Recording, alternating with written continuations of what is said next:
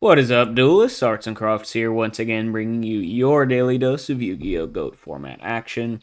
Today's feature match, we've got SS95 versus Techno Lies. As always, both players rated in the top 200 of the Dueling Book GOAT format ladder. At the time this match was played, let's hop right into it. Looks like Techno Lies is going to take down that RPS.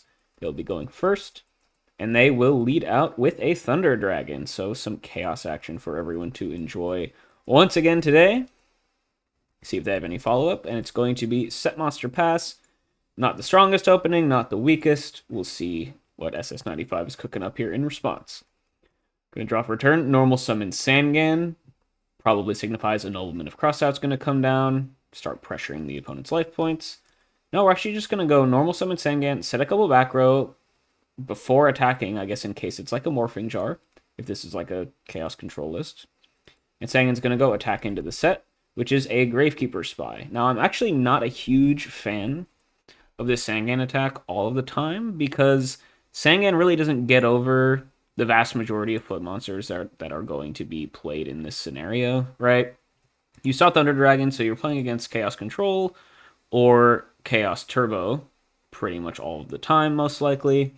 And if you see a turn 1 set, what does that mean it's going to be? It's going to be Dekoichi, it's going to be Spy, both cards that Sangan doesn't get over, and 2 ones that you would actually rather, especially in Spy's case, you'd rather them manually flip their own Spy, so then it's an attack position and you can at least beat over it without having to worry about the 2,000 defense just yet, right?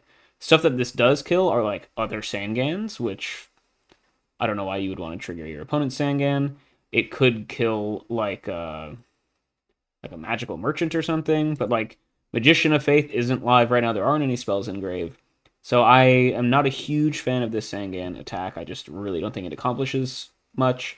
And specifically in scenario where it is the Gravekeeper Spy, now the opponent just has 2 of them and they're going to wall you out. So yeah, Technolize off to a decent start here. And there's not even really the choice that it's like some monster that they're just setting that isn't a flip that they actually don't want to die, right? Like sometimes warriors will like set a DD Warrior Lady or something turn 1, or even like a, Blade Knight or something if you get really crazy. But if you're doing things like that, you're going to be setting back row behind it to protect it.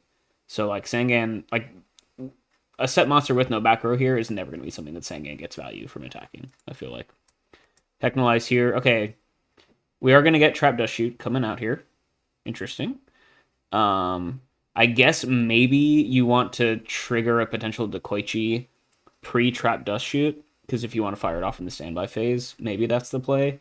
I feel like that's so marginal, though, that it's probably not worth doing this. But we'll get to see what both players are rocking in their hands. So SS95 here. Yeah, it looks like they are running Chaos Control, Hand of Tsukuyomi, Premature Burial, and Metamorphosis, all cards that are pretty normally seen in Chaos Control. It could also be Goat Control, I guess, as well. We haven't seen any Thunder Dragons yet. Technolize's hand is a pretty nice one. We see the knock in hand, we see the double TDs, we see Pot, Breaker, Faith, and Sork. Sork is pretty close to being live. Lots of darks in the rotation right now for Technolize, so that is a threat, although it's not one right at this moment. Breaker could be annoying depending on what your back row is, if it's chainable or not. Faith is also quite an issue at this moment as well, especially with the Pot of Greed in hand. So depending, I guess you probably send back the Faith unless the set is like a bluff set knock or something, which seems pretty unlikely. But I assume we'll see the Faith get sent back here. That seems like the most likely choice. They're going to send back the Sork. Okay, that's pretty interesting. I mean, it is a solid way of... I guess the threat would be Tribute Summon over Spy, Summon Sork, Banish the Sangan. And maybe this is fine if we don't have... if we actually have an out to Magician of Faith grabbing Pot.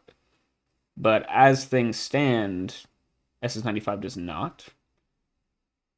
I mean, there is a little bit of mind games here, though, because it's like, okay, obviously Technolize knows that SS95 knows that you have Pot and Faith. So if you don't send back the Faith, you're kind of saying, like, SS95 is kind of signaling that they actually have an answer to the Faith, right? So maybe Technolize is less likely to just kind of run it out there. But that is a pretty big gambit from SS95, because if Technolize just slams the Faith right now, resolves the Pot, things are just not going to be looking good for them. Sork will get sent back, though. Sangan will live. which is at least nice for SS95. And then we're going to resolve that pot, of course. Technolize get a couple more unknowns in hand.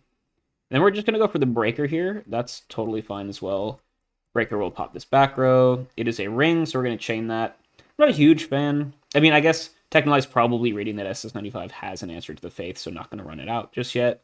But at the same time, the fact that SS95 didn't send back the breaker means that this back row is pretty much always going to be a chainable. So you're getting the same signal for both, right? Because the sort got sent back and not either of the immediately playable cards, you kind of have the idea that SS95 has an answer to breaker and an answer to faith. So choosing to run out the breaker, I mean, I guess both are probably cards you'd think about running out here. So either way, you're kind of playing into something you expect your opponent to have. And I guess there is always a chance that you like can draw into stuff to bait out potential set monster hate to get your faith to resolve later on. Whereas breaker, you don't really have the same sort of way of playing around this ring usually. So just running out the breaker here and then setting up for a longer term play for the faith, I think makes sense to me. So Technolize playing this decently well at this point in time. We're gonna ring one of the spies. That's really interesting. And that's actually just like, that's all gravy for Technolize, right? I mean, I guess it's like, it's still ring getting value, but you traded it for half of a spy activation, which is not the most amazing thing ever. And I mean, we know SS95's hand really doesn't have anything going on at this point in time. So interesting to see the choices that they're making. Technolize is just going to get a little bit aggro here. We're going to have Spy kill the Sangan, SS95. You have the Tsukiyomi in hand. Oh, so I guess the idea with the ring is you ring the Spy because you have Tsukiyomi to kill the Breaker, right? Which, I mean, I guess is the only thing your hand really does at this point. So it makes sense from that perspective. Still suboptimal usage of the ring, and you could have just sent back Breaker so that you didn't have to do this anyway, and could have gotten more value out of the ring at a later point.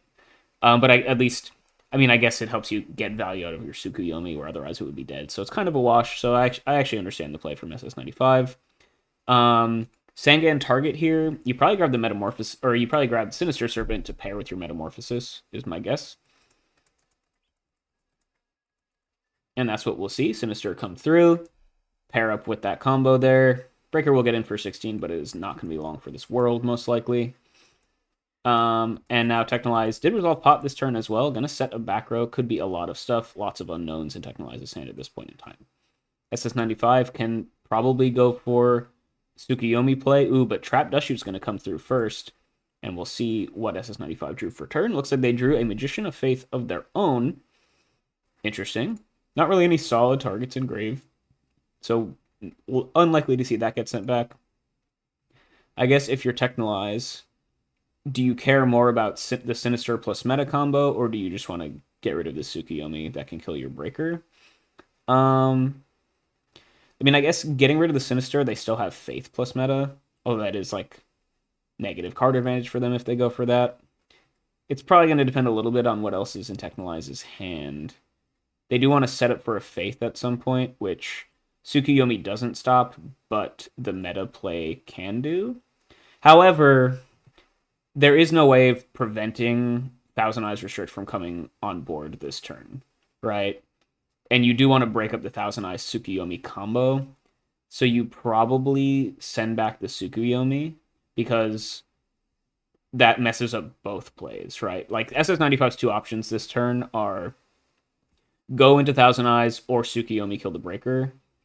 Tsukiyomi is obviously the entire card that Plan B revolves around killing the Breaker. And it also makes the Thousand Eyes play a lot better, too. So I think you probably send back the Tsukuyomi here, because it affects both of the potential lines SS95 could take here. We're going to send back the Sinister, though. Yeah, that's an interesting choice. Because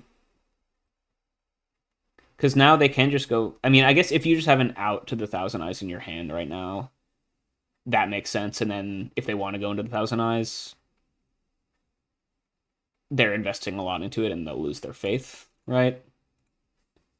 So maybe it's fine, and especially in a longer game, you'd rather your opponent not have the Sinister Serpent, I guess.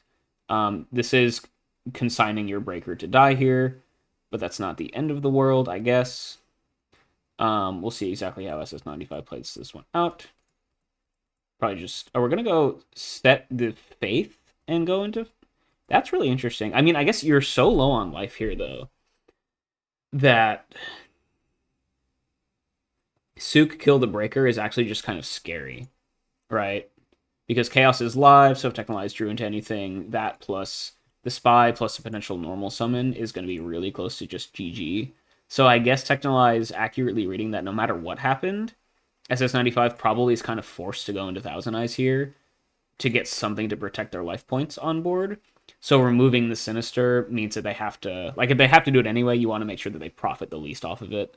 So sending back the Serpent means that they have to invest their full faith into this. So yeah, actually, I will revise my statement. I like the play from Technolize because SS95 has to go for this play regardless. You might as well make it worse for them. Now, however, the annoying thing is that now they do have Tsukuyomi to make this Thousand Eyes a lot better, but if Technolize just has an out for it, then it's fine. Breaker, or Thousand Eyes can kill that Spy, of course, as well, so this is a pretty nice turn to help stabilize here for SS95. Technolize is going to draw for turn. Okay, so it looks like they did just have an out. Yeah, Sork's going to come down, banish the Thousand Eyes, and now all of this play makes complete sense. SS95 was forced into going into the Thousand Eyes, so if you had an out to it, it basically kind of ruins their entire plan here. And Sork is getting a ton of value here. Technolize can set a monster here as well. It's likely that Magician of Faith. Now that Technolize resolved a Dust Shoot and they know that SS95 has no outs to this, you have Sork on board and you're threatening Faith plus Pot, the classic Chaos Turbo 1-2, and things are just looking really, really good here for Technolize. SS95, gonna draw for turn. We know they have Premature Burial in hand. We know they have Tsukuyomi in hand, two cards that don't really do too much at this point in time, but maybe their top deck is something good. They're just gonna set a back row pass, and yeah, we're likely gonna see this Faith resolve. Yep, come down, grab Pot.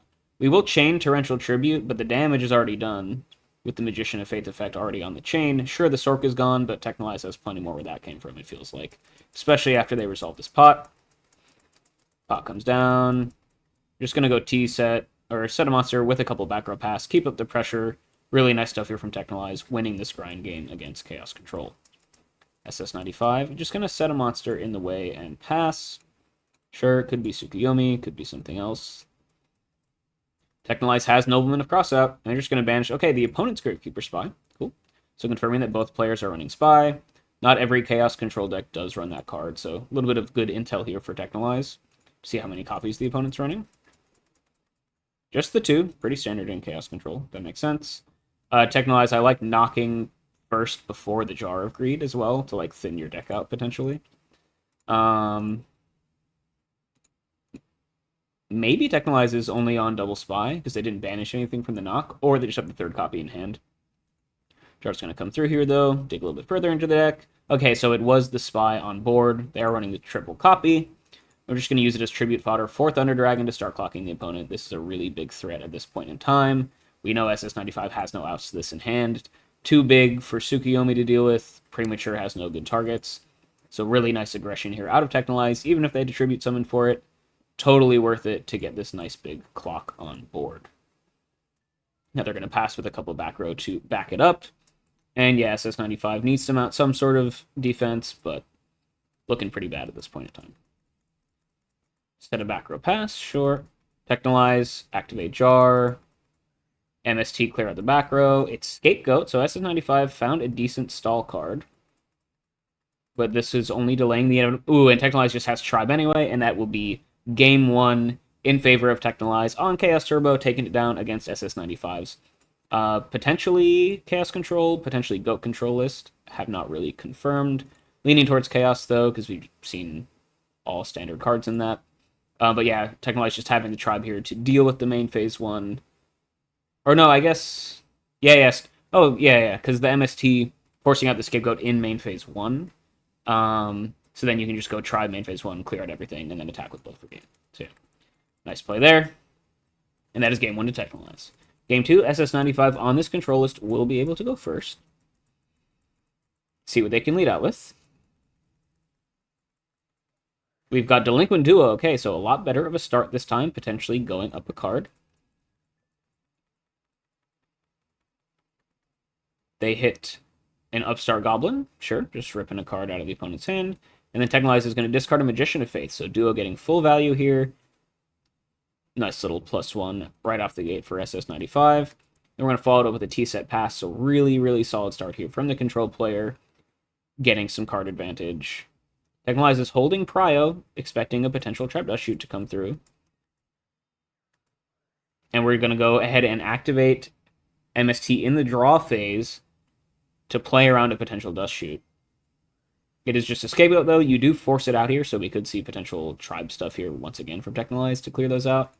But I do like the sequencing from Technolize here. Having the quick play spell to play around a potential Dust Shoot. Totally fine play here. I mean, unfortunately, they did run the MST into a chainable, so a little bit of an advantage here for SS95. But if the GOAT tokens can get cleaned up pretty easily, you know, Scapegoat isn't really a big card advantage engine. It's really just more of a time buyer for the most case. Unless you have cards to pair it with, of course, like Creature Swap and Metamorphosis. Technolize has Thunder Dragon in hand here. Okay, so recuperating some of the lost card advantage from that Delinquent Duo. Although not fully, unless they have, like, Graceful to pair with it. When they have Pot of Greed, okay, yeah, so fully recuperating that lost card advantage for the most part. And then we're going to set a back row pass, but really solid start here for Technolize here as well, in the face of the Delinquent Duo that SS95 opened. No monster here, though, so SS95 might be the first player to resolve a flip monster, which is a pretty massive advantage here in these Chaos matchups. SS95, okay, it is just going to be Sangan. Yeah, so setting Sangan turn 1 potentially makes it seem like they might have some flips in hand that they want to bait out responses for. They won't be able to set anything this turn, though, because they did Goat Lock themselves with that Scapegoat. So Technolize, even though they went temporarily at least -1 with that MST activation, it did force SS95 into a little bit of a bind here, where they're going to lose a lot of tempo, because they can't spend their normal summon on anything until these Goat tokens get dealt with. They at least do have a threat on board in form of this Sangan, so they're not just completely doing nothing. But still a little bit awkward here for our Chaos Control player. Sangan will start clocking Technolize, though. 1,000 damage a turn ain't nothing, for sure. Just going to pass with this 7-turn clock. Technolize can pretty easily wall this out with a lot of cards in their deck, though. Let's see how they choose to answer this. Jar of Greed here in main phase 1. Dig a little bit further into the deck, into Duo of their own. So, answering Duo with Duo just a couple turns later. Let's see what they hit. They snag a Mind Control. Okay, nice. Getting rid of some Flip Monster hate. And then SS95 is going to discard Mirror Force. Yeah, so really high-value Duo there. Hitting 2 cards that are very good to know that your opponent no longer has in hand. We'll see if Technolize can exploit this knowledge. They're going to resolve a Graceful Charity as well, so full Trinity completed here. Very early on in the game for Technolize. They have the double Thunder Dragon in hand here to guarantee they have good stuff to discard as well. And they've completely bounced back from the turn 1 Duo from SS95 with the help of their own Duo, plus some other very, very good cards. Chaos Turbo doing Chaos Turbo things, right? Discard TD and a Sangan to get a Dark Engrave. So likely going to see a Sork or a BLS come down. Yep, BLS hitting the board. You can go ahead and banish that Sangan. This ungoat locks your opponent, but it's worth it for the +1 for sure. And then set a back row and another monster to protect this really, really solid play here out of Technolize. They are so far ahead here once again in game 2, and just showing how solid the turbo advantage game can be when they draw all their units, right? Similar to game 1, they're just up a million cards, and SS95, you got some goats to protect you, but that's not going to stay around long enough, especially in the face of BLS. Mirror Force is gone, one of their key defensive tools as well. So things are looking very, very good here for Technolize in game 2. SS95 is going to draw for a turn. We're going to go Metamorphosis into Thousand Eyes. Technolize does have a back row. We'll see if it does anything. It's just going to be Raigeki Break, discard the last remaining Thunder Dragon to pop it, keep their BLS on board. Nice play there. SS95 has Knock for the set, so hitting into Koichi. It's a little minor win, but the important thing is that BLS still sticks around on the board. Technolize running the full copies of Dekoichi. Looks like SS95 is not on the train technology here in this game. I'm just going to pass, and BLS is going to take down 2 more tokens. Things are looking really good. Why are we banishing tokens? Oh, okay, cute. I like this. So we're going to go... Yeah, this is actually really nice. BLS will banish your token. You can normal summon Tsukiyomi to set the BLS down, flip it face up, which resets its effect. And then you can go to battle phase. Suit can kill a token. BLS can kill a token, trigger its effect, then attack directly. So you get to wipe out all of the tokens this turn and hit the opponent for 3,000. So really nice little min-max sequencing here for Technolize to apply maximum pressure to SS95 and completely wipe out any semblance of board presence that they still had. Yeah, SS95 now. Technolize threatening lethal, of course, with the Tsukiyomi potentially coming down again next turn. So back up against the wall here in game 2. Really needs like a Snatch Steal. Needs another Scapegoat just to hold on, maybe. Needs some Trinity pieces. Let's see what they got. I'm just going to set a back row pass. Torrential is something Technolize does have to worry about, but they could just go and attack in with the BLS if they really wanted to. Oh, we got Pro Set Heavy Storm to deal with it. And that is just going to be GG setting up the lethal with the Tsukiyomi attack. And Technolize is going to take it down 2-0. Pretty solid gameplay there on Chaos Turbo. Just outvaluing SS95 on their control list. 2 games in a row. And that is all she wrote, guys. Hope you enjoyed this one. I will catch you all next time.